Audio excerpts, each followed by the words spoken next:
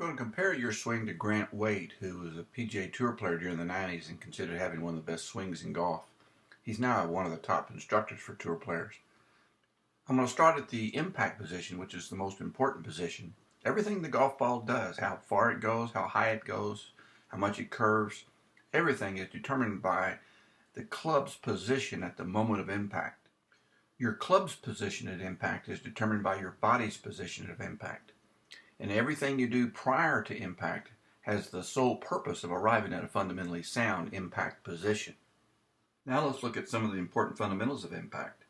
In order to hit a ball on the ground consistently solid, so you maximize your ball speed, you must hit down on the ball and hit the ball before you hit the ground. This requires you to have the low point of your swing in front of the ball. This picture illustrates how the pros hit down on the golf ball. This player had a series of balls on the white line, and they hit each one taking a divot in front of the line. In order to place the low point in front of the ball, you must do two main things. First, you must have the majority of your weight on the left side at the moment of impact. The average pro will have about 85% of their weight on their left foot at impact. I've drawn a box starting at the base of the ankles up to the top of the head, and you can see on Grant's picture that the line coming up from his left foot is passing right through his belt buckle. He is clearly on top of his left leg at impact, so he has the majority of his weight on that left side. You definitely have moved over to your left side, but not to the extent that Grant has.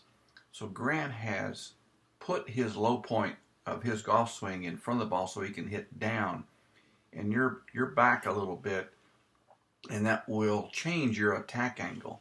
Grant is in a position where he can hit down more into the ball so they can hit the ball first, and you're going to be coming in a little bit too level and too shallow, and this can cause two kinds of ball striking errors. One is you will hit behind the ball more often than you would like, and sometimes you will then try to protect yourself and not hit the ground behind the golf ball and actually hit up on the ball and hit the ball thin or even top of ball.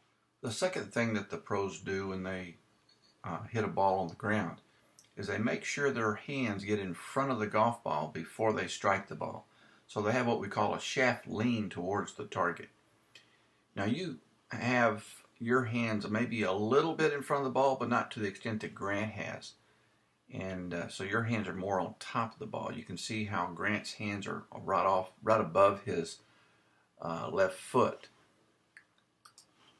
and your hands are kind of on top of the ball, and Grant's hands are much more forward than your hands are. Another important fundamental of impact is to have a constant radius in your golf circle, which is determined by having an extended left arm. And you have excellent arm positions here.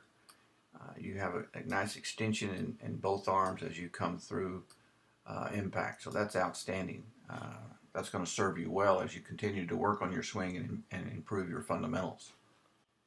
Here we are in the one position, and you have a really pretty good setup here. You've got a nice extension in both arms. Your hands are slightly in front of the ball. So you have that shaft lean to begin with, just like Grant has. That's very good. Arms are extended. Your feet are flared out a little bit here, just like Grant is. So I like that. That's very good. The only thing that you might look at is it's possible that your grip can have some negative influence on your ball flight. Your right hand is a little bit in a strong position, and that can cause both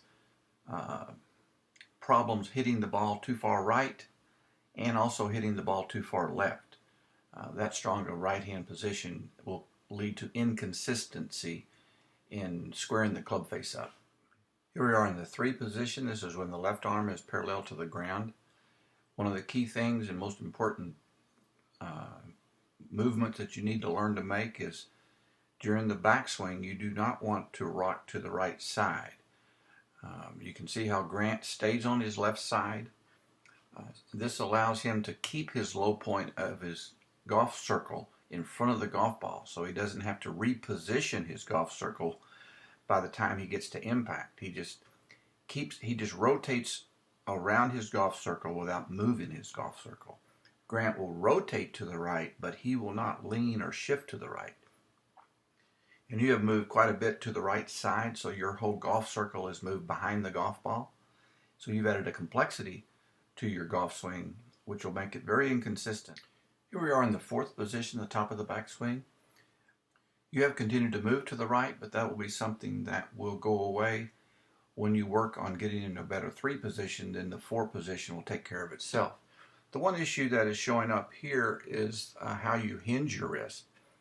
You actually roll and fold your wrist down, and you have a rounded back of the left hand, so you're not really hinging your wrist properly. So one of the things that you would need to work on, and in just a few minutes I could show you how to hinge your wrist properly, and that'll give you a completely different feel and strike and hit a much more dynamic shot. Here in the 9th position, this is when the right arm is parallel to the ground on the follow through. Really in a pretty good position here. Grant is more on the left side. He's well past, he's got his body on top of that left foot, but you're certainly off of your back foot and onto your left foot, so that's pretty good. You're keeping your head down, you're driving into the other side, so a lot of good things about this 9th position I like. Here you are in the final pose, the final 10th position. You're standing tall on your left side. You're off your back foot, facing the target with your hips and shoulders. Everything looks pretty good here. You're not fully on your left side. You can see how Grant's on the very tip of his toe, and you still have a little bit of weight falling back into your foot. You could stand a little taller and actually look out over the arm, but pretty good position here. In closing, you've got a lot of good fundamentals. You have a good foundation of fundamentals to build a good swing on. What I would work on next is your setup, and we might want to look at that, just make a tweak of the grip so that you can properly hinge your wrist. Your right hand is so strong underneath that it might be preventing you from having a proper hinge of the wrist, which would allow you to properly load the hands and get power out of that wrist hinge. The main thing is to learn how to stabilize your axis, how to stabilize your golf circle so it doesn't move around during the motion of the swing. And that requires you to learn how to stay more weight on your left side and rotate around your left leg like it was an axis. And that would help you keep your low point in front of the golf ball so that when you get back to impact, you'll be in a proper position so that you could get your hands in front of the golf ball and hit down the ball so that you compress the ball to get more maximum ball speed out of the club swing that you have.